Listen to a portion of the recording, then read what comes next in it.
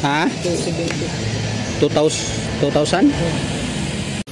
Kay mayong buntag mga kaidol, kalong dengan lawa nagpailis ta og ligid ani nga tuang tura-tura kay wala na nangayo nagyugbahin mga kaidol, nakita na ang fly ligid sa atras mga kaidol. So kinanglan na gid sa ilisan. So kanina mag-ilis ko branyo unta akong ilis ani mga kaidol. So ngadto ko sa jam cars motor mo kasi makaya ang presyo porque magining mahala. Ang jam cars motor mo na nay barato diri sa Tagum pero di pag na ko ma-afford ilang presyo piting mahala kay tag toke tag 2,750 kayo ang isa. So dari ko sa surplus mga kaidol kay nakuha na ako 4,000 ang tulo ka buok.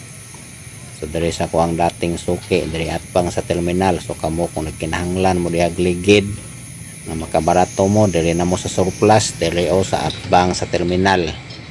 May lain diri nga naninda og kanang mga ligid makita nimo na sa gawas nakapile ng mga surplus nga ligid. So makabarato mo diri naata ng klase ligid diri.